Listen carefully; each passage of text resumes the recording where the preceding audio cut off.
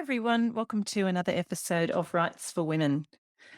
This episode is part 2 of a chat that I started with Rachael Johns, and that episode went to air a couple of months ago. It was just Rachael Johns and I on the convo couch chatting about writing, what was happening with our writing, what books we were reading, all the things to do with books and writing and the writing life. And it turned out to be a really popular episode.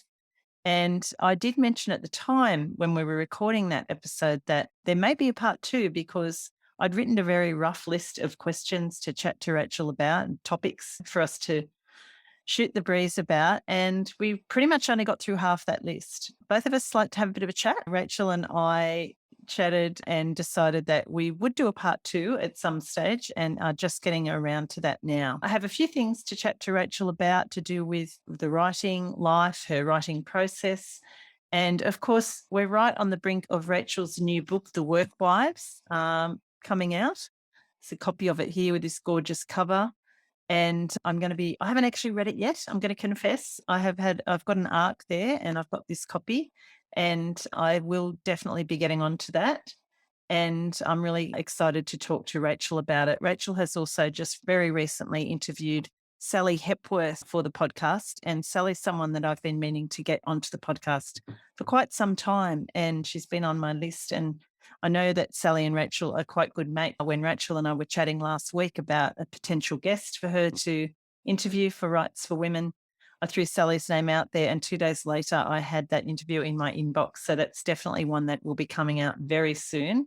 I haven't listened to it yet, but I'm sure there's some amazing stuff on there for us between Rachael and Sally. And Rachael, of course, will be coming back either at the end of the year or early into next year with some more guest hosting spots that she's doing for Writes for Women. So without any further ado, let's jump onto the Writes for Women Convo Couch and welcome Rachael Johns to chat all things writing.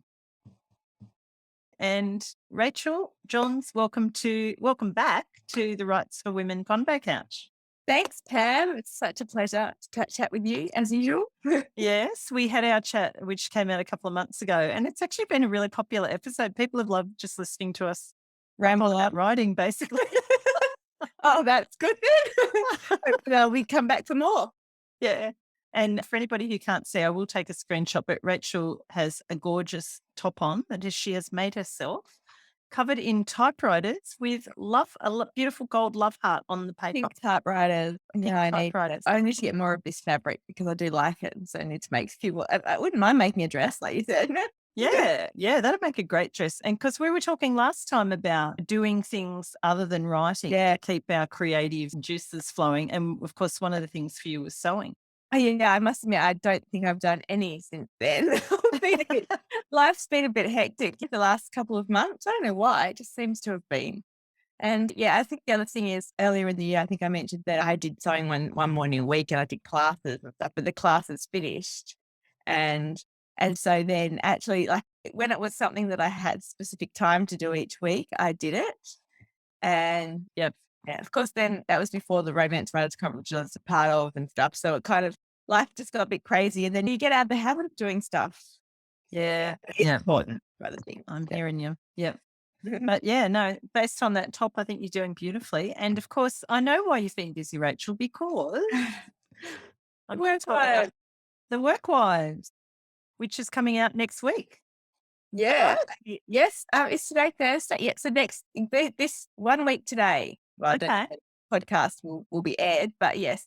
1 week from it will actually. It's going to be, I'm putting multiple episodes out this week. So. Oh, wow. You're important. No, it's amazing. Look at that. Like it's a chunky tome. It is. It's funny. It looks, I don't know what publishers, some books seem to be longer, but their word length is the same, but they look thicker. I don't know if it's bigger print or paper. That's pretty average length for my women's fiction books. But I swear, it looks thicker than some of them. How long was it? How many words? That one? Oh my gosh. It started the first draft because I'm very much an overwriter. I don't know if we've talked about this. I don't know if you are. I feel like you're either an overwriter or an underwriter. Yeah, I think I'm a bit under actually. Yeah. I tend to underwrite. It's probably a rough always greener thing, but I'm like, I wish I was an underwriter because I get to 100,000 words. I've realized this over the last few years and I'm over it. I think if I could do, because so that book was 134,000, Wow. but that was cut back a lot. I really overwrote that first draft. It was, I think when I first finished, it was about 170,000 words. Oh my, And I managed to cut it down to like 160 to submit. And they were, this is too long. And there was just, I think it was because I had lots of things I wanted to fit in the book, but I hadn't, being a pantser, a bit like you, hadn't really zoned in on what the main crux of the story was about. So I added all this other little stuff, office stuff that in the end didn't actually become that important. So we could get rid of it. But yeah, I'm definitely an overwriter, and I wish that I could be an underwriter, or even better, a spot on writer. Because I would be likely, but like I guess everyone gets sick of writing after you've been a novel, even if you write reasonably short novels. A novel is still a big project, right? Yeah. It's different to an essay or a short story or something like that. And it takes, unless you're super, super fast, like some people we know, it takes a good amount of time. And I think so by the end of it, I just start getting sick of it. And I just think, not think of the story so much. Just think of I just want it to end. Yeah, I just want it to end, and you feel like it's never going to end. So I just think, if I could only write 100,000 word book, maybe maybe life would be perfect, but probably wouldn't. Then I'd probably be annoyed that I couldn't write an 80,000 word book. Never happy. Do you think because you are such a pantser though, which I know that you have now embraced that aspect of your writing, which we talked about, do you think that writing 170 or however many words is like your way of learning the story and getting to know the characters? Sadly, yeah, I do think it's a bit like I think if you do pant, I guess you could go either way. As I said, some people just really write fast, get the story down, and then they have to add, like maybe that's what you said. But I feel like for me, even some things I know, this is probably not, it sounds really weird, like I should just not write those parts. But some things I know, this might not end up in the book, or this is boring. I don't think, but I just need to write it to get to the next stage for myself. Yeah. That makes sense. Yeah, no, it does. Yeah, like a little bridge into the next bit. Yeah, it's kind of, it's hard to explain. And I just think everyone's so different. But I do think, although, yes, this book was every book is different as well. I think probably, I'm trying to think if I have more, because I've written another book since writing that one. I think if I have more of an idea of the plot, I'm less likely to go over than if I'm feeling my way. So yeah, it probably is. Does that make sense? Yeah, no, it does. It does. Yeah. And what was that you? Yeah. It's just finding your process. And it changes, as I said, book to book. It does change. I really do. Yeah. Some books you might really have a strong idea of the beginning, and the middle might take you a little bit while. And then other books, you've got an idea of where you're going a lot more. Even if you are, like when I say I'm a pantser, I'd say it means that I don't outline paper or whatever a lot beforehand. But some books, I do have the plot already in my head, if that makes sense. Yeah. Not as many books as I'd like. Like I prefer that. But then also, like I'm thinking I've written a synopsis for the next book, which I rarely ever do, but I had it in my head and I wrote it down. And I can see what some people say in terms of the reason they like pantsing is because once if you write the outline, they're bored. You know what I mean? Yeah, that's a surprise for you. Like that. Yeah. I'm like, I don't know. So I just think you've just got to embrace whatever way works for you. Yeah. But you would have to give, because you're contracted for each book, aren't you? Yeah. So you would have to give a synopsis to your publisher before signing? Not? No, I don't actually, usually. No. So I've just been contracted for the last few years of, say, 2 rural romances and 2 women's fiction. Sometimes I've given a vague idea, but no, I don't usually have to do a synopsis before I start.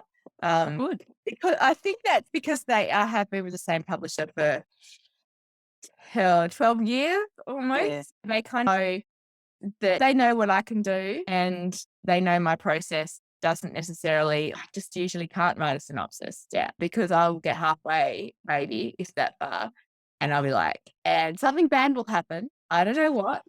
And it will be resolved in some kind of way. And so there's not really much point in me giving them that because it's not going to give them any. So they just basically want to know, say for my next book that I'm planning to write, it's called, I think, The Party Girl. And it's been something that I've been wanting to write for a while. Like And I'm still a bit nervous about saying this because it's been an idea. I don't know. I'm sure you've got things like this. I think we've probably talked before where you've got something you want to write about, or it's a vague sort of story, but you don't feel like you're ready. Definitely. And then we've talked about Elizabeth Gilbert's book, I think, before, in terms of if you don't write it, That's right. somebody Somebody else else will. because the idea will get sick of waiting. So the next book, I've only basically just told them what I wanted to write for a long time was a group of women in multi-level marketing. That's right. We have talked about that before. I think I'm finally going to do it. And I've seen books written with the elements of that in the I read Tori Hashka's, I think it's how you say her name, Resting with Family. And that has a tiny element of it in there. And I'm like, oh, no, but it's totally different again. So it's a lesson to learn. Everyone's ideas are very different. But yeah, I really don't have a huge idea at all about that. And I think that's why I've been scared to do it, because I know what I want to do, but I don't know how I'm going to do it. But then, as you said, we're about embracing the process and the parenting. And I know sometimes I just really have to trust the process and go, I've got a vague idea, I've got characters, I just need to let them go. But I think one of the things scary about that is when you are on contract, I sometimes think, if I knew I had 5 years, I could write. Yeah, that's right. The time thing. Doesn't matter. I can go down the wrong path, or I can start writing and realize, oh no, that's not the story I want to tell, and I can move on. But yeah, when you've got the pressure of a contract, which is a privilege to have, but it also means I worry more about getting something wrong because I know that I don't have time to get it wrong, if that makes sense. Exactly. Yeah. And that's the thing, isn't it? Like you say, if you start and then and we've talked about this before too, where you get to a point in the book where you think, no, this is all wrong. And then you've got to go back to the beginning, and then it's putting more time pressure on yourself. Yeah. At the same time, I think, like, even if you are contracted, no one wants to put out a book that they're not happy with. Like, the publishers don't want to put out a dud book either. Although it's painful, the best thing to do, I think, in that sort of situation is say, I need more time. And hey, that might mean a book comes out later than it's supposed to, but it's better to have a book that everyone's happy with. They just chuck something out because you need to get a book done. Yeah, I agree. I think you've got to think big picture, haven't you? Yeah. Term. Yeah. As however painful that can be. Absolutely. So, Rach, I'm confessing I haven't yet read The Work Wife. It's okay. It's definitely coming up to the top of my pile. Oh. And I was having a flick through the beginning. You have a prologue in this. Now, we've been talking about beginnings yesterday in my writing group, the Lovely Inkwell. Yeah. We were discussing beginnings, and not particularly prologues, but opening sentences and things. But did this always have a prologue, like from the beginning of when you started writing, or not? Interesting question. I always knew that it was going to have a prologue, and I wrote a prologue, which is almost the prologue that is in the book, but it has been edited back so that the prologue doesn't give as much away as I think my very first prologue gave too much away. It was the scene was the same and the characters were the same. What happened was the same, but it possibly foreshadowed too much of what was to come.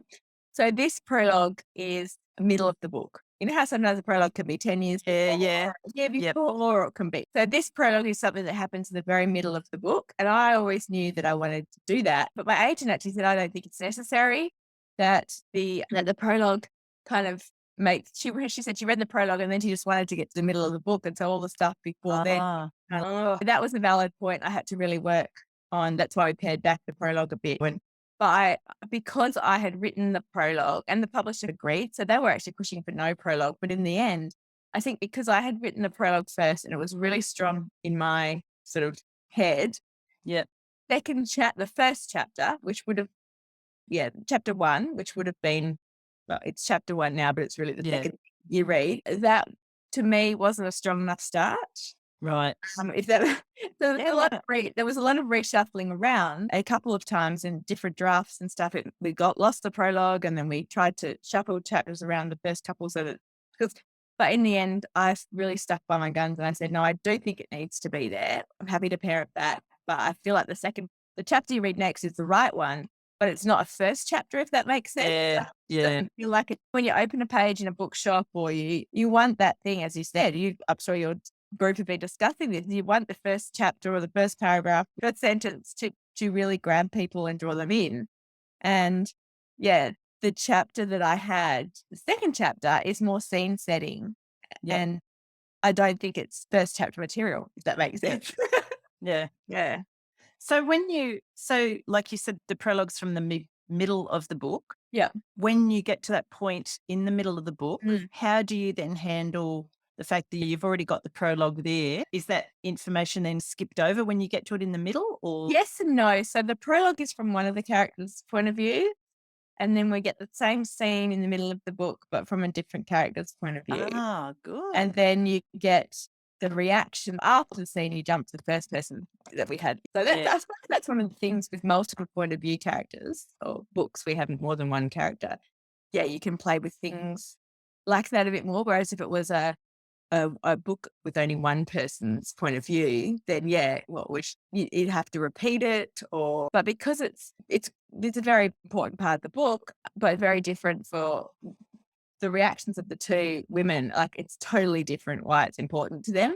Like you're getting a totally different experience. Because it's hard to explain So that. it's kind of the same situation, but it's fresh when you get to it in the book. Yes. Yeah. That's I know a couple of early reviewers even said, they didn't realize, hang on, it was the same until they got to the first person in the next chapter. And they're like, oh. So give us a quick rundown of the plot for this one, Rach. So the work-wife story of it's actually got 3 point of views, but 2 main, they're all actually, I'll say the 3 point of views that are all main. But the work-wife's title refers to 2 women who work in an energy drink company. Doesn't really matter what the company was. It's not the point of the book at the end. It changed a few times. And they're they're as different as Schitt's Creek and Downton Abbey. So we've got Quinn, who is in her mid to late 20s, who's addicted to dating apps. I read an article about dating apps and how they actually can be very addictive. It's a bit like the pokey machines because of the swiping, and it's one more time. What if the next guy is better than this guy? So I'll just keep swiping, and then it's like hard to settle on someone because the next person you meet might be better than that one. So that's true. Yeah, I've never been on a dating app, so I wouldn't. Either have I. So I did sign up to eHarmony. I didn't try Tinder or anything like that for research, but as soon as I didn't publish my profile because I didn't feel like that was the right thing to do for a number of reasons. I had to try. I had to have a little play around. But and then the other woman the first woman is desperate to find love and to have happy ever after kind of thing, to have kids and a family. She's in digital media. She's young. She's always on her phone, that kind of stuff. She wears bright clothing and she's really like the party type person. And then we've got Deb, who is her work wife, who they became really good friends through work, but they're very different. And Deb is a single mum to a 15-year-old daughter, and she has sworn off men since having her daughter. And she wears black, she stays under the radar, she works an account. So they're very different. And then the prologue, which you read, is a new man coming into the office who has a history with both of them, but neither of them kind of know that the other one. And so that was, there's a few reviewers say it's a bit of a thrillerish aspect in it. It does deal with things like domestic violence and gaslighting and things like that, but then it's not a thriller, and it's definitely very much firmly in the women's fiction genre, if that makes sense. Yeah. So what book number is this for you, Rach? Oh, I did actually look up this today. So this is number 18 with Harlequin Australia. So it's 18 full-length print novels, and then I have digital novellas. I had 3 Mills and Boons. So I think all up it's 29, if we're counting one very small, short one. So I play 28. Yeah, count them all. 28 or 29. And so when you get to this point, you're a week out from publication, you've had that many books out. How does it feel different each time, or how are you experiencing that sort of pre-publication phase at the moment? I want to say it doesn't feel different. Every time you see a shelf, I'm sure you understand this too, every time you see a book on the shelf, it's still a joy. But the truth is it's a bit like Christmas as you get older. I feel it's less exciting as when you were 5. I don't know. Like I'm really excited about getting out there and talking about the book and meeting people and going back over east for a tour and all that kind of stuff.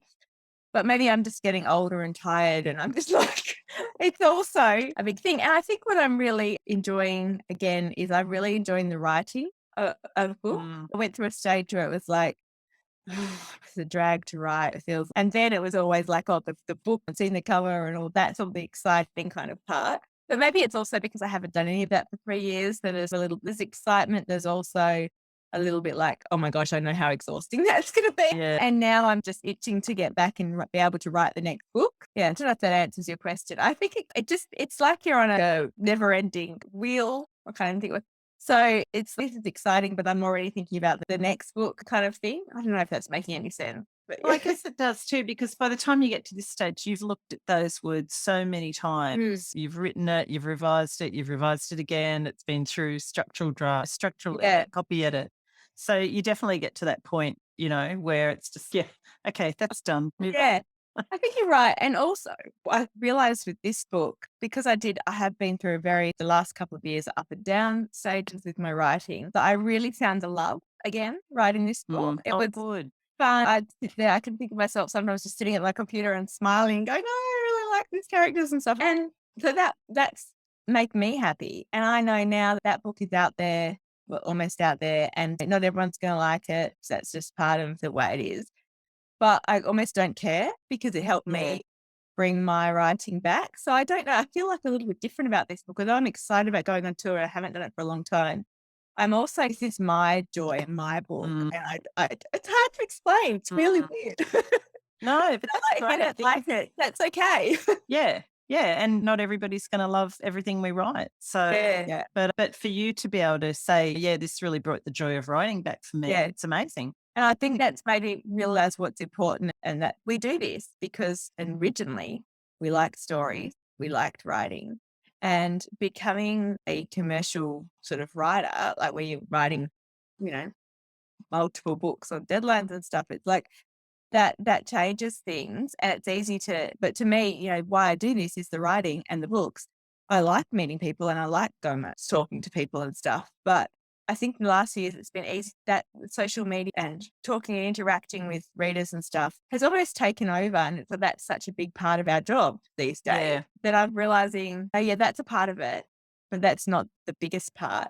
And so I'm just, finding joy back in what is the biggest part. And that kind of changed my perspective on the whole industry, if that makes sense. No, that's great. So since this has been finished and gone to the printer and everything, you have completed another book, which I think is the reinvention of Adeline Walsh. Yeah, it may be changing titles because the reinvention of Adeline Walsh is linked to Something to Talk About and Talk of the Town. So they've both had a talk.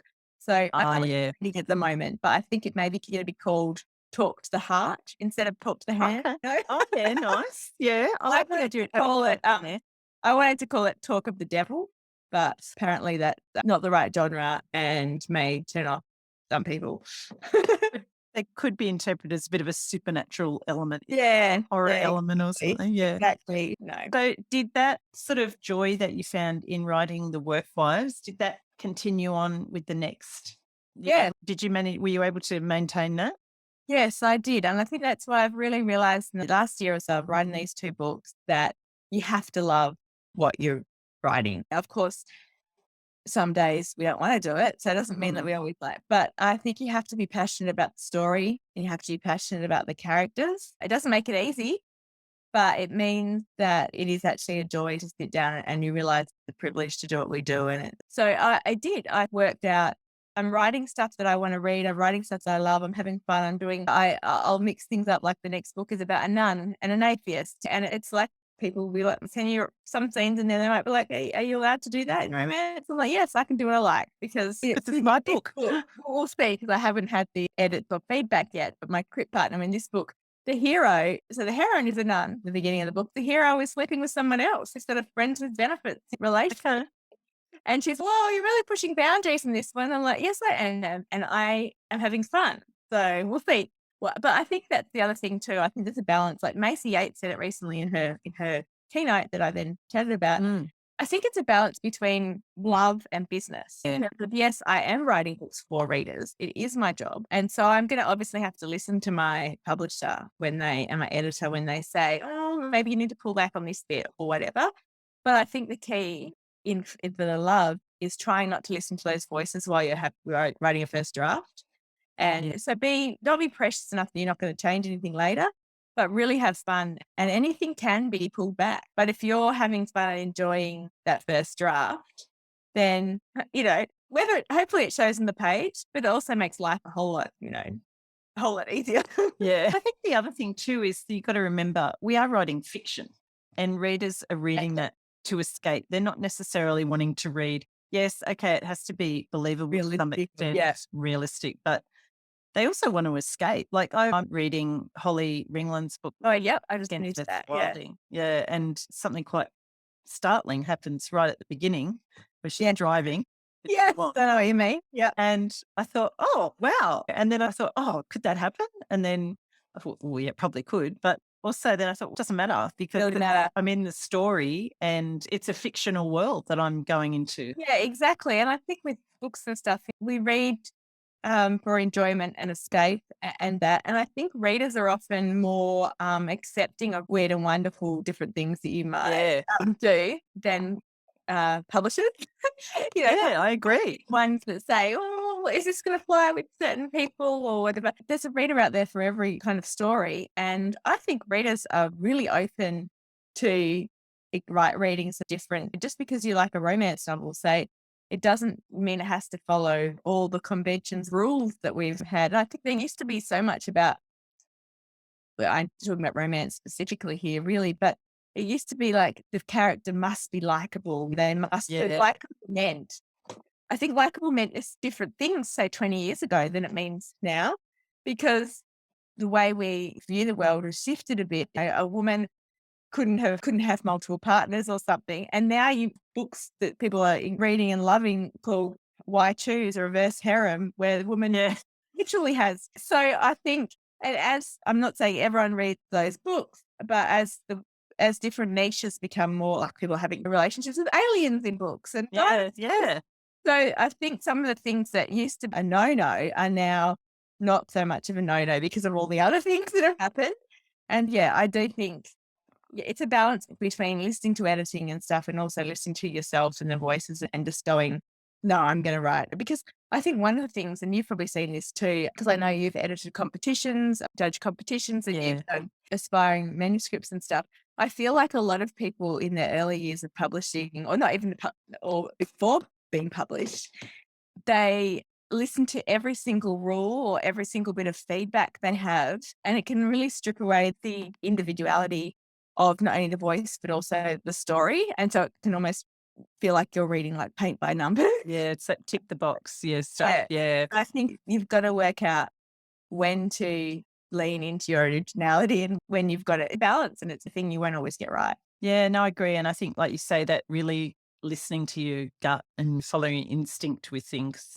And it's like that thing too, usually, isn't it? If you give your manuscript or whatever to someone, a beta reader or an editor or something, and they come back with something, feedback, and your initial reaction is, oh, no, that's not, I'm not doing that.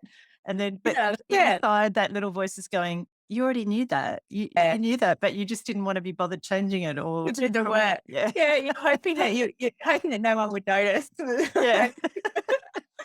Maybe I can just get away with this. Yeah, totally. Plenty of time.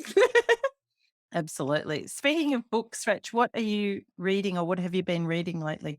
Oh, I've been reading a lot. I should have checked this, but actually what I'm reading at the moment as a reread, I'm just going to go on to Goodreads and have a reminder, but I'm rereading Bridget Jones. Oh, that's right. I saw that on Insta the other night that you're rereading. How is it's really interesting because I think I read this book, came out now, I think about 25 years ago.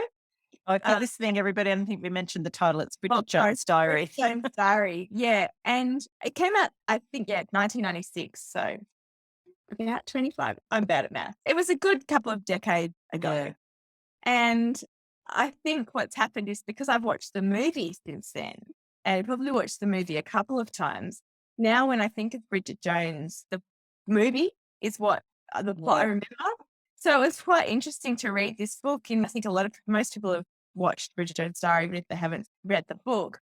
And it seems that's a love triangle story. That's right. And you've got the sexy boss who's a bit, and then you've got Mark Darcy who's a bit pompous. And anyway, I thought there was a lot more romance in the book than there actually is. And I thought there was a lot more interactions with. So reading this, it's very much just the journey of her year. And it's interesting, I was talking about with my friend Edgar Hodgson yesterday in terms of, as writers, we're always told we need to have strong goals and wounds and a conflict, all this kind of stuff. And Bridget is literally just a character who wants her life to be a little bit better than it.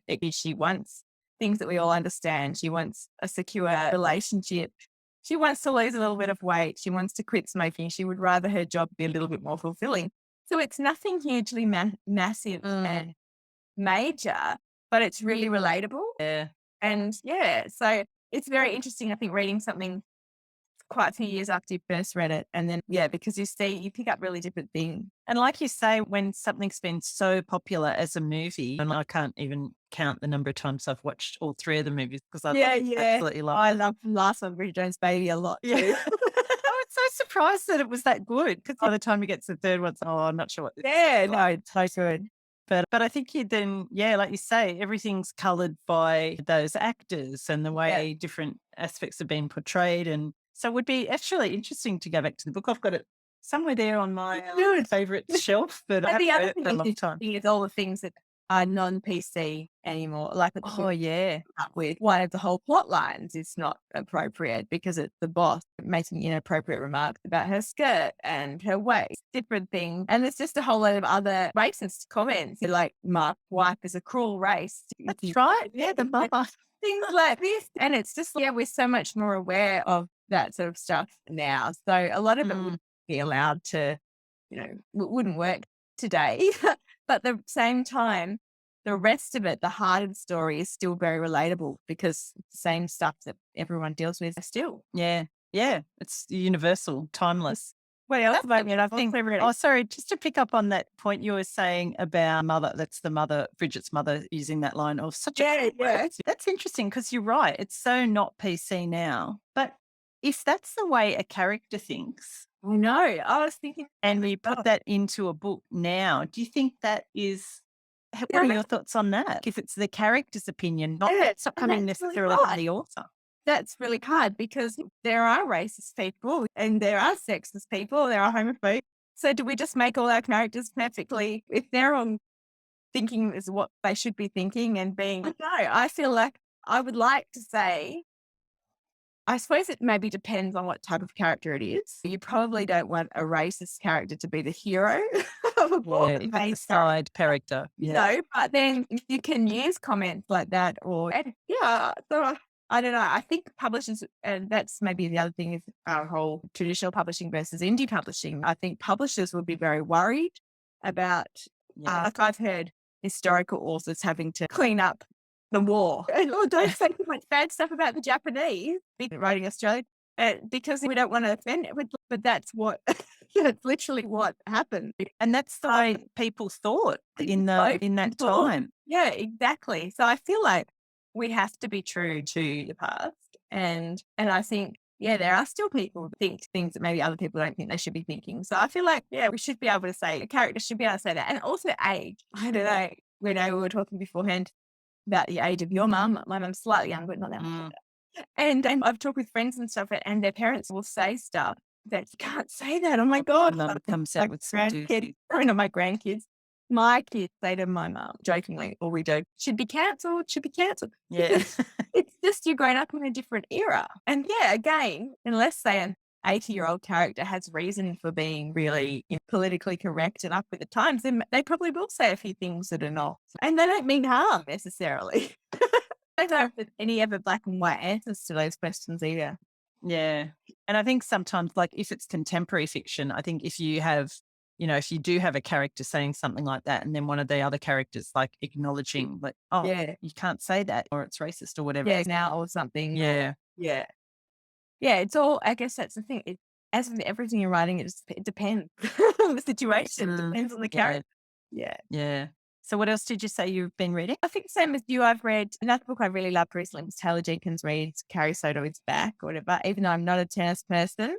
I've been reading a bit of the romance stuff that's doing around on TikTok because I'm always quite interested. I read a book called Love in the Time of Serial Killers because I really love the title. Can't say I love the book as much as the title. And I've read Jane Harper's Exiles recently. Have you read that yet? I haven't, no. That's interesting because I really enjoyed that book. But it's not really the focus. There was quite a big romance thread in there. Oh, okay. It wasn't your typical crime book. It was very much more character development and so I really enjoyed it. But I wonder if I think everyone's loving it because everyone just loves Jane. I want diehard crime writers if it's what they want. Yeah. What about you? What have you been reading lately? I've recently read The Branded by Joe Riccioni. Had Joe on the podcast last week. And I'm not a fantasy reader. I did say this to Joe, but it's a real page turner and she's got really great female characters in there. The main character's quite strong and feisty and really. I haven't listened to that podcast yet. Yeah. I've listened to a few writing podcasts and books and stuff, but that is my problem because every time I hear an author speak about their books, I want to buy. Yeah. Exactly. No, I really enjoyed that, although it's the first of a duology, so it ends on a cliffhanger, which is and how long do you have to wait? A year. Yeah. Maybe because you're in with the author now, you can get an early copy. Maybe I can get an early copy. The Seven Skins of Esther Wilding. So I'm talking to Holly next week on the podcast about writing the second novel because that's okay. That'll be interesting. Yeah. Right. And such a beautiful person and so passionate. Yeah, she's lovely. Yeah. What else have I been reading? I don't know. It's all a bit of a blur. What have you been writing?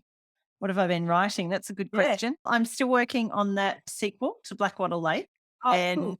I'm probably about halfway through now. I haven't been doing as much as I should have mentioned to you earlier before we started recording Life. My mum's gone into a nursing home and that's been taking up a bit of time. New grandbaby in the family, a wedding coming up. Exciting things as well as exciting things, yeah. But yeah, no, I'm really actually enjoying just being back in that world and with those characters again and really trying to push myself to do that. Just sit down and write and don't worry about you don't know what happens. Because as I said last time, I've just done with it.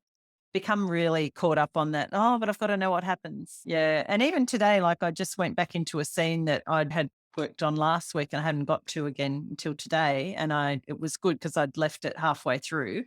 Yeah. And then I just thought, no, just start writing.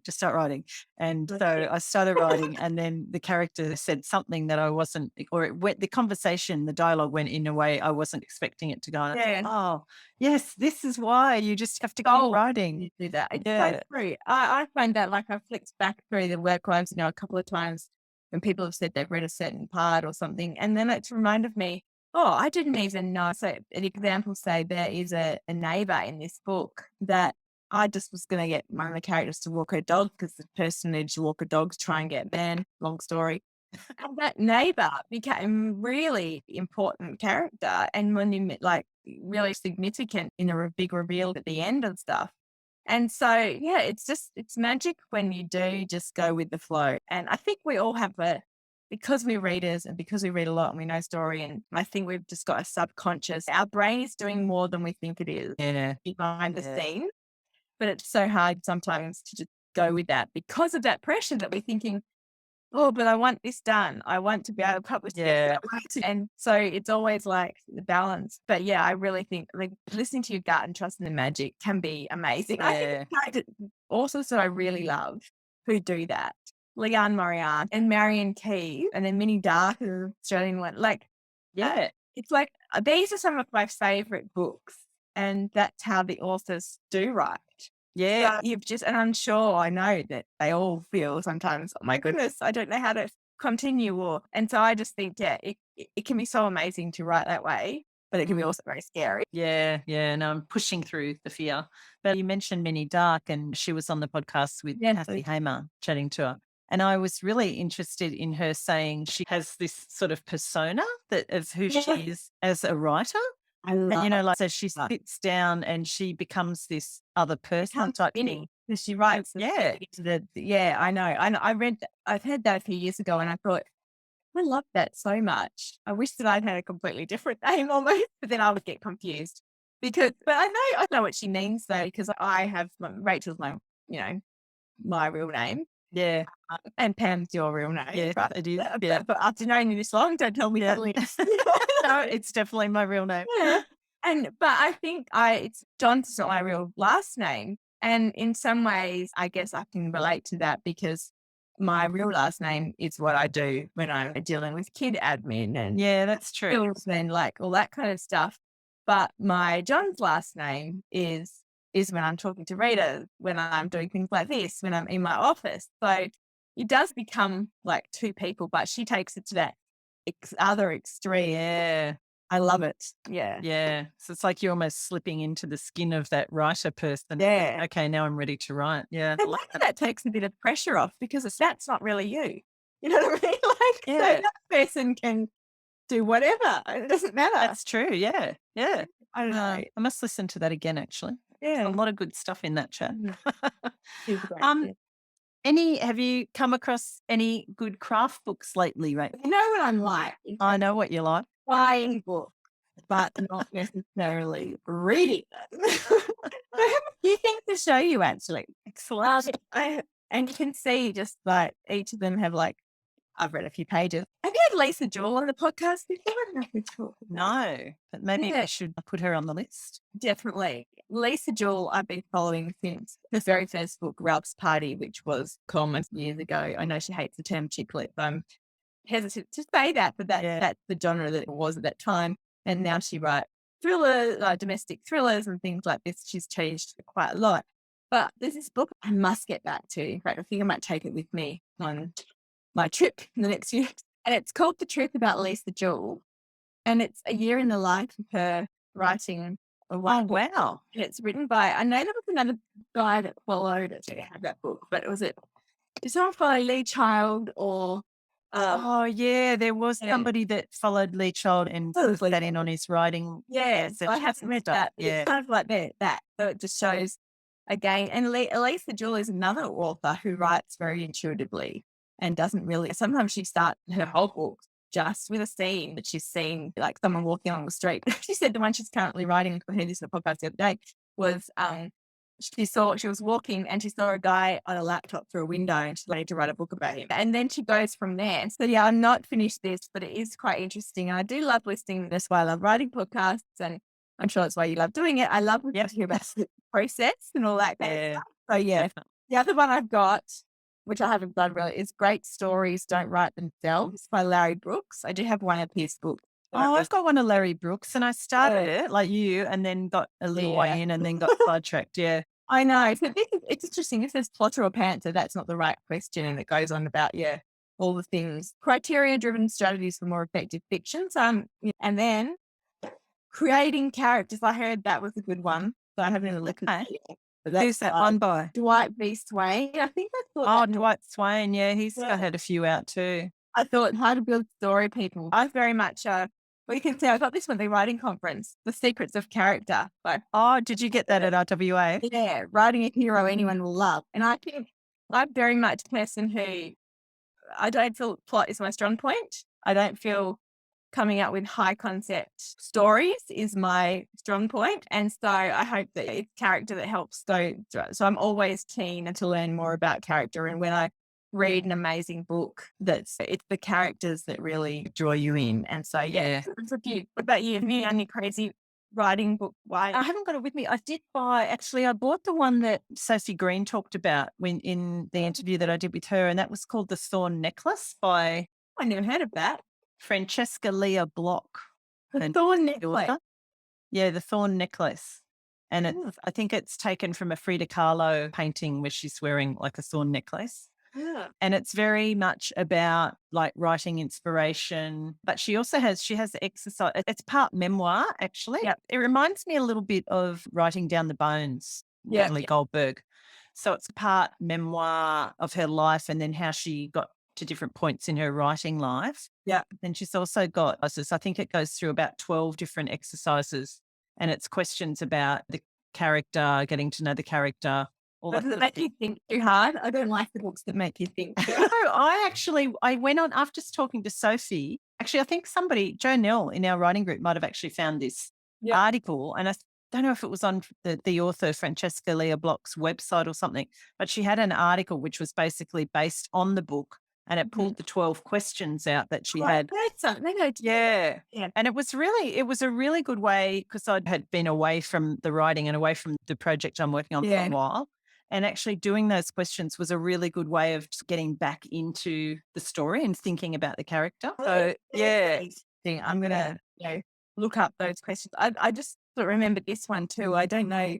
The Pocket What Guide to Pantsing. book. It's really good, actually. Yeah, it's by ML Ron, and I bought it because I did a pantsing workshop at Island Way, and it's very hard to find books about pantsing, but this is really good in terms of just some sort of strategies to how to trust your process kind of thing. Yeah. Was that the one you mentioned in the workshop that you Yes. ran?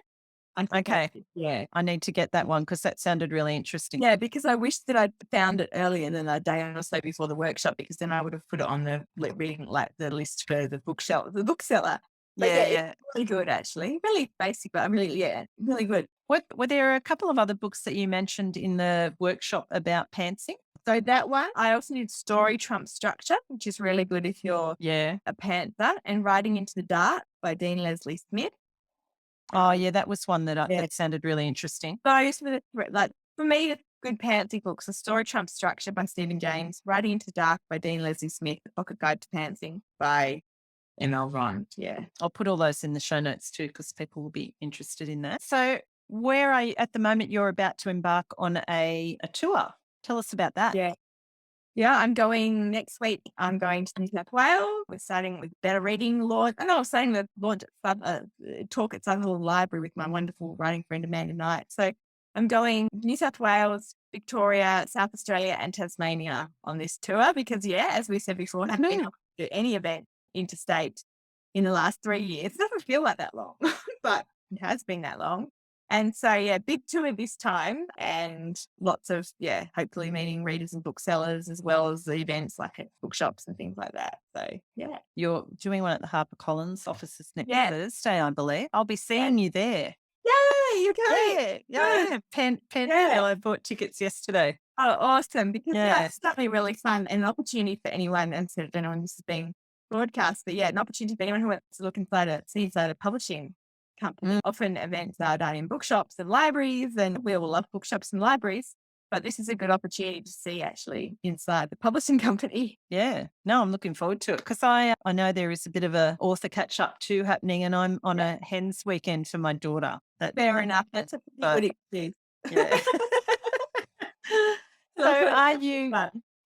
It will be. I'm hoping it will be. There's me and a bunch of 26-year-olds. Yeah. We'll see.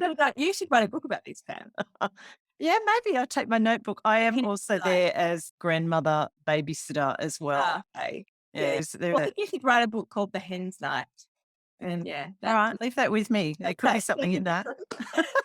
Are you working on a new one at the moment, as well as all the other many things that you're doing? No, not really. That's why I'm doing some reading and thinking about the next book. I always like to know what I'm going to write next, especially I said to my publisher, I won't get to do, I get exhausted after events and stuff. I don't know about you, but I don't understand people who can do writing and also book tour, because I feel like I'm just tired, even though I've got some areas where I've got quite a bit of a break. It's probably my mind. I should just tell myself, no, do this. But then I figure out, no, it's time you need to have breaks and stuff. And you need to enjoy that as well. Exactly. But I also think I like to, I don't know, I always like to just be thinking about the next book. So I'll have a notebook in my bag and I'm reading. I don't know about you, but because I wrote women's fiction and romance, I kind of alternate my reading a little bit, read other things too. I love reading mystery and crime and that, but now that I'm about to write a romance, women's fiction, just some romance writing. Yeah, apart from Bridget Jones, which is another reason I'm reading that. But I like to get in the zone of the type of book I'm writing. I know some people don't like to, but so I will read, now that I'm going into a women's fiction, I'll pick up some women's fiction novels and try and just get that in that headspace. Yeah, sounds good. You have very recently chatted to Sally Hepworth for the podcast, which will be coming out in a couple of weeks. And I believe I haven't listened to it yet. I haven't even read that. Okay. Yeah, no, I'm sure it's going to be great. So you and Sally were chatting about each of you about your new books. Is that right? Yeah. A little bit. So we did process. We're quite right. We write quite differently. Sally is more of a plotter. I'm definitely more of a pantser. But we also realised that other things are quite similar. So we talked about from the idea of the book, where they both came from, through to basically the editing and what was needed to be changed or not changed. Right. About that. And About Writing a Life in there as well. So Can't wait to listen to that one. That was a really good. We came up with that very quickly, and then next minute I had it to was interview my. nice a lead up for our chat. Yeah, I'm really looking forward to catching up with you next week. This episode will be out before you arrive in Sydney, I believe. What day do you actually land in? I'm actually coming on Tuesday. I've got the event on Monday night in Perth, and then at 6 a.m. flight. So I can find books for Booktopia. But then, so then I've got quite a chill day on Wednesday, I think, because the book's not out yet. So yeah. Well, enjoy that, and I look forward to seeing you and having some bubbles on Thursday night. Sounds good. Okay. Thanks, Rach.